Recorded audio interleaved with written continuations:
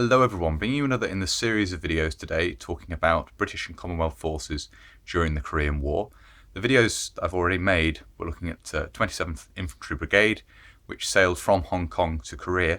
27th Infantry Brigade, as already discussed, was something of a scratch unit. It didn't have the usual supporting elements you would expect of a British infantry brigade. It wasn't fully constituted and was something of an expedient to provide troops to the UN command as quickly as possible due to the situation in the Busan perimeter, where there was significant pressure on the South Korean and the US forces defending the port of Busan.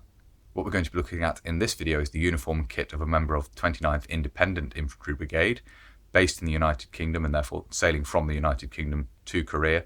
And what we're specifically looking at is the recreated kit of a private of the Gloucestershire Regiment, sailing from Southampton on the 2nd of October 1950 in the troopship Empire Windrush. 29th Independent Infantry Brigade was a fully constituted brigade. It not only included supporting arms, but also armoured units to support the infantry as well. We will of course be looking at 29 Brigade in country in future videos and talking more about the history of the battles they were engaged with and so forth in Korea, but I thought it would be worth making this video showing the troops departing, or a recreation of the kit the troops had with them as they departed, and specifically, as I say, a private of the 1st Battalion of the Gloucestershire Regiment. So looking at the uniform and equipment here, we can see battle dress is worn as the basic uniform, and the kit and equipment carried is that necessary for changing stations, so we have kit bag and extra equipment being carried beyond a typical load of the time period. The weapon carried is of course the No. 4 rifle, the standard rifle of the British Army at the time. It's interesting to note that the bayonet is actually fixed to this with the scabbard over the blade, and it's understood that this is so that the weapons could be stored securely, both the rifle and the bayonet together. As usual, when looking at the uniform, we'll start at the top and work down. The midnight blue beret is worn here, increasingly becoming standard, although as we saw in the recreation of the Man of the Middlesex Regiment, the khaki beret has been worn. In this instance, we have the midnight blue beret, and this of course bears the regimental cap badge of the Gloucesters. To the rear of the beret, we can see a very distinctive piece of Gloucestershire Regiment insignia, that being the back badge. And this was earned by a predecessor of the Gloucestershire Regiment of the 1950s, which was the 28th North Gloucestershire Regiment, which in 1801, at the Battle of Alexandria, stood its ground against a French infantry attack to the front and a French cavalry attack to the rear, the rear rank turning to give fire to the cavalry attacking from the rear. And as a consequence of this, the regiment was granted the distinction of wearing a badge on the back of the shako, in addition to that worn on the front.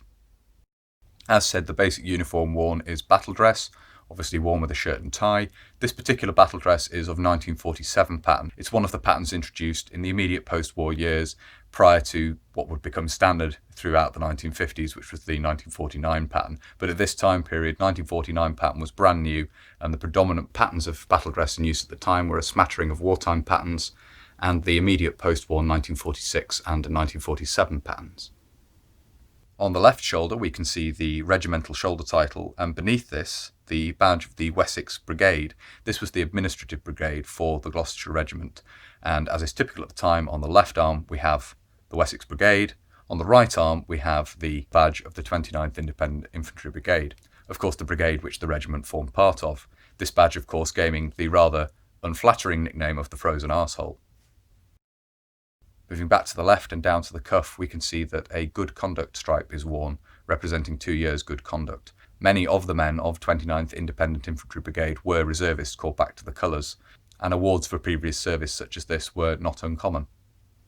The web equipment worn is the most up-to-date set of equipment that Britain had to offer at the time, which of course is the 1944 pattern, designed during the Second World War and put to use afterwards, particularly in the Far East. The 2 pouches are worn at the front here, as can be seen, and to the rear the haversack is worn on the back, and underneath this the 1944 pattern poncho has been attached using the lower straps. Suspended from the belt on M1910 type hanger hooks, we can see the 1944 pattern water bottle here in its carrier. In addition to this web equipment, the pack used with the preceding 1908 and 1937 pattern web equipment is carried over the arm, and this would carry the greatcoat and other items which wouldn't fit in the haversack.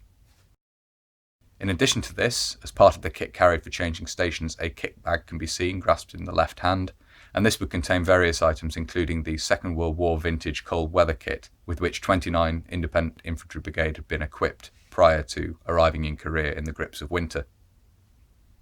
The boots worn are the standard GS or ammo boots, as you can see here, worn with the anklets associated with the preceding 1937 pattern web equipment.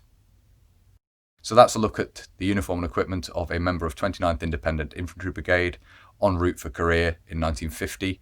It's an interesting mix of equipment and uniform. We'll have a closer look at the cold weather kit which was issued in future videos, showing men of 29th Independent Infantry Brigade after their arrival in Korea in the winter of 1950. So there we are. I do hope you found that interesting. As I say, this is a series of videos, so there will be more of these going forward, not only looking at British troops, but also at Commonwealth troops as well. And the next video will probably be looking at the 3rd Battalion of the Royal Australian Regiment soon after their arrival in Korea. At this point, they had actually already arrived. Unfortunately, I'm waiting on a couple of little bits and pieces to finish off the kit, so I wasn't able to make a video showing their arrival or for the anniversary of their arrival in country, but there will be videos on that coming up soon. If you'd like to see more of this series, then please do consider subscribing to the channel if you haven't already. And whether you're new to subscribing or you've previously subscribed, please do make sure you hit the little bell, little notification button down below, which will of course alert you when I upload future videos. If you really like my uploads and you'd like to support the channel, you can. There's both a Patreon and a PayPal link down below as well. And a massive thank you to everybody who supports the channel using those methods as ever. Greatly appreciated. Thank you very much indeed. If you'd like to follow the channel on social media, you can. There's Facebook, Instagram and Twitter all linked down below. And if you'd like to make contact but you don't really use social media, there is of course an email address down there as well. But that's everything for this video, so until next time, bye for now.